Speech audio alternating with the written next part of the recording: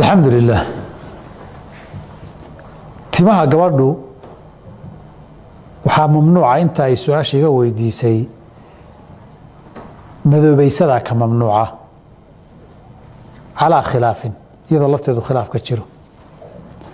waxyaabaha kale midabada kala maadaama xinnihi loo ogolaaday dadkii midabada kalena way marin karaan timaha haddii aan waxaan maadada la marinayay dhib ka badan isaga ina qofka u soo jiideynin haday soo jiideyso wax dhib ka badan lama ogola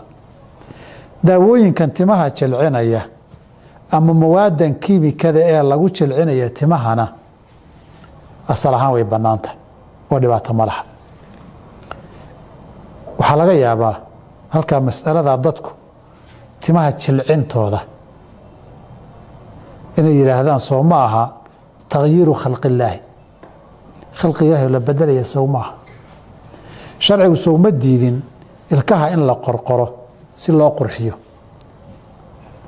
sharcigu soo ma diidin in waxyaabaha jirka lagu taltalaala iyo ciridka iyo in la mariyo tani maxay kaga duwantahay waxaan leenahay marka mas'aladu tani la mid ma aha waxa lagu qurxiyo oo xubintii muuqaalka wax ka bedelay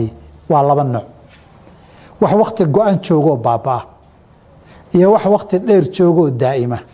kan sida ilkaha iyo jirka waxa la geliyay iyo ama wajigo la bedelo la qurxiyo operation iyo amaliyad lagu sameeyay dhagaha iyo ama dumarka oo naasihi operation intay ku sameeyaan ama yareeya ama weyneeyay iyo waa operation iyo amaliyad qofkii laga shaqeynayo wixiina uu joogta noqonayo taas lama ogolo tagyiirul khalqi taaway laakiin waxa waqti go'an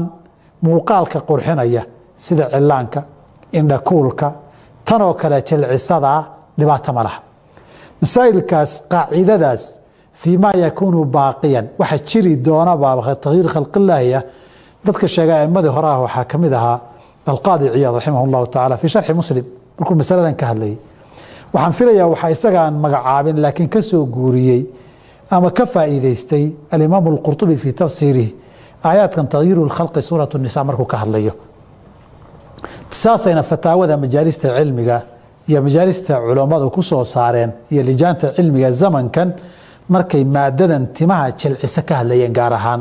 fataawada Sheekh Ibn Baazna waa kamid majmuuciisa fataawa lajna daa'imana waad ka helaysaa meelo badanna way ku qoran tahay haddaba jilcinta timuhu markii kuwan la jilciyo dee kuwii kala soo baxaya sidii kuwii cirrada ahaa ee intii la cilaamay hoosta ka soo cadaanaya oo kaleeto waxba badan kama duwana